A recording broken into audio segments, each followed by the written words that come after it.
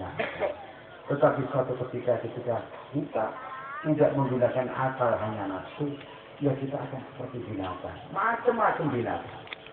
Ketika kita marah akan seperti harimau. Ketika kita serakah akan seperti anjing. Ketika kita tidak mempedulikan hanya makan saja akan seperti yang binatang kambing dan seterusnya. Itulah kita. Nah, kita pada dimensi yang ada di tengah-tengah. Kalau jisim dan alam itu memang menyatu. Kita tidak bisa lepas dari alam ini. Tetapi namanya ruh, ini bukan mujanazah pada alam ini, tapi keserasian ruh itu ada pada alam malakut, yaitu muta'alliqah billahi ta'ala. Gandulan dengan Allah SWT. Bila menawi kita berpusat dalam alam hayawaniyah, dalam alam duniawiyah, itu berarti sama halnya kita berada di dalam kurungan yang tidak bisa keluar. Kita berada di dalam kurungan mukhitatus dunia. Kurungan dunia ini pikiran tidak tahu nembus. Kepingin dia naik derajatnya seperti kita bisa menembus alam malakut, kita bisa menembus seperti malaikat. Jadi itulah hadirin rahimakumullah. Tapi ini jauh memang Allah SWT memberikan kita nafsu. Dan nafsu inilah yang menjadi persoalan kita selama ini. Sebab menaik boten enten nafsu, ini boten enten istilah sulukus salikin sairus sairuna ilallah, itu boten enten. Masalah itu antara kita datang Allah itu satu pun boten tertib. Nahnu aqrabu ilaihi min hablin wahid. Kita ini lebih dekat kepada Allah daripada otot yang paling dekat yang ada pada diri kita. Tetapi kenapa kita merasa seolah-olah jauh dari Allah? Ya karena maya din nafsu. Karena medan-medan nafsu yang harus kita tempuh. Sebenarnya tidak ada jarak antara kita Allah.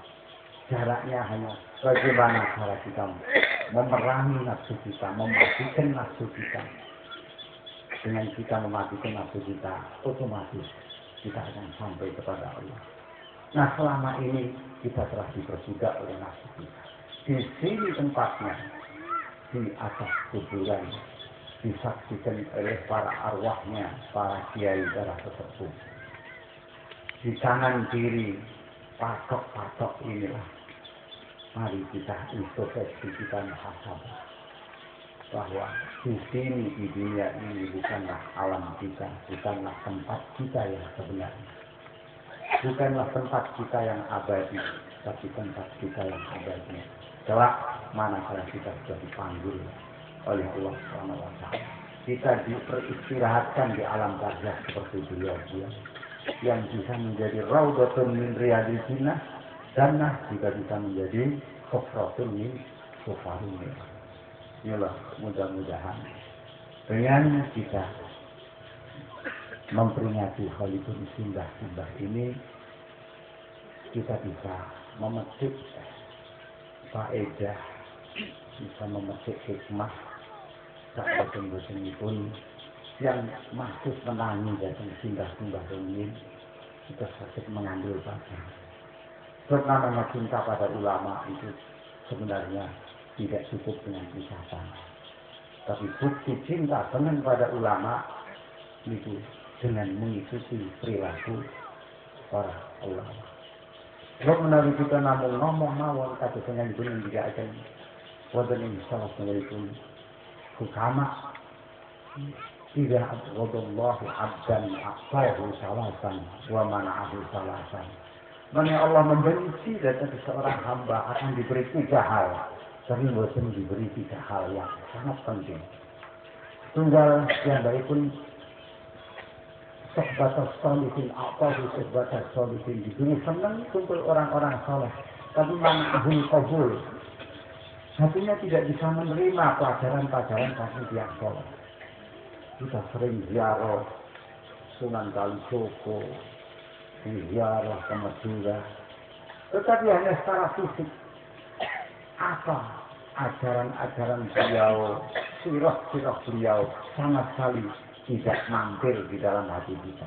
Itu seneng seneng lahir bahkan seneng ubiang ini. Sama kita menyatakan senang ulama ini, tapi nyatanya tidak ada kiat untuk berstudi dari akan ulama itu. Itu namanya cinta di dalam lesan. Ini min alamat itu betullah keranten. Biasanya tiang-tiang singkat itu sakitipun ulama namun basis kepentingan karena ada kepentingan. Ingin kaping kali aqrabul a'mal as-salihah wa mana'ahul ikhlas. Diberi oleh Allah amal yang soleh. Tapi jiwa dari amal itu tidak ada. Jiwanya amal adalah ikhlas. Kita kesana kemari, kadang-kadang ngaji kesana kemari. Hanya ada tujuan duniawi. Bahkan na'udzubillah sekarang.